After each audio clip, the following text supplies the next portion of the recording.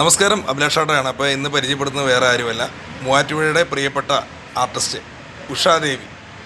അതായത് ഇപ്പോൾ ഒരുപാട് സിനിമയിലൂടെയൊക്കെ വരികയാണ്. ചേച്ചി ഒരു ഹോസ്പിറ്റലിൽ ജോലി ചെയ്യുന്നുണ്ടായിരുന്നു. അവിടെ ഒരു ബിബിൻ ജോർജിൻ്റെ നമ്മുടെ സുഹൃത്ത് ബിബിൻ ജോർജ്, നമ്മുടെ ചങ്ക്, അദ്ദേഹത്തിൻ്റെ ICUവിലെ പടത്തിലൂടെയാണ് ചേച്ചി വന്നത്. പിന്നീട് ഇപ്പോൾ വർഷങ്ങളായിട്ട് ഇപ്പോൾ സിനിമാ മേഖലയിൽ നിൽക്കുന്നു അല്ലേ ചേച്ചി? ജോലിക്ക് നമ്മൾ കണ്ടിന്യൂറ്റി ആകുമ്പോൾ നമുക്ക് ജോലിക്ക് പോകാൻ പറ്റൂലല്ലോ.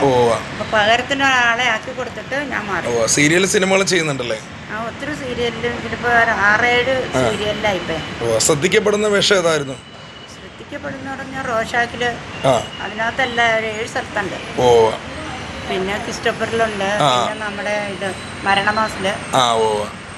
അങ്ങനെ ഒരുപാട് സിനിമയിലുണ്ടല്ലേ? ഈ അടുത്ത് മരണമാസം ഉണ്ടായിരുന്നല്ലോ, അതിനകത്ത് നല്ല വേഷം ചെയ്തു അല്ലേ? ചേച്ചിയുടെ ആഗ്രഹം എന്നാണ്? നല്ലൊരു വേഷം ചെയ്യണം എന്നാണല്ലേ? നല്ലൊരു വേഷം കിട്ടണം, ഫേമസ് ആവണം എന്നുള്ളൊരു ആഗ്രഹം. എന്ത് കേട്ടില്ല?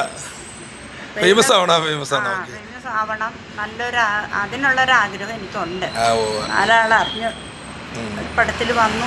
എന്നെ നല്ല സപ്പോർട്ട് ചെയ്യുന്ന ഒരാളാണ്. കാരണം എന്ന് വെച്ചാൽ എനിക്ക് നോട്ടീസിൻ്റെ വിതരണമൊക്കെ ആയിരുന്നു. അന്ന് നോട്ടീസ് കൊണ്ട് കൊടുക്കുന്ന കാലം തൊട്ടുള്ള പരിചയമാണ്.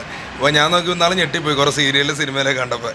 അപ്പോൾ ഞാനപ്പോൾ ഉഷ ചേച്ചിനെ യാദൃശ്യമായിട്ട് കണ്ടു. എന്തായാലും ചേച്ചി ഓൾ ദ ബെസ്റ്റ്. കാരണം പറയുന്നവർ പറയട്ടെ, നമ്മൾ മുന്നോട്ട് പോയിക്കൊണ്ടിരിക്കുക. യുണൈറ്റഡ് സ്റ്റേറ്റ് ആണെങ്കിലും ക്യാരക്ടർ വേഷങ്ങൾ നമുക്ക് കിട്ടും. നമ്മൾ പ്രവർത്തനം എങ്ങനെയാണോ പോയിക്കൊണ്ടിരിക്കുക. അപ്പോൾ ഉഷാദേവി എന്ന് പറഞ്ഞ ആ കലാകാരി, മൂവാറ്റുപുഴയുടെ ഉഷാദേവിയെ സപ്പോർട്ട് ചെയ്യാം.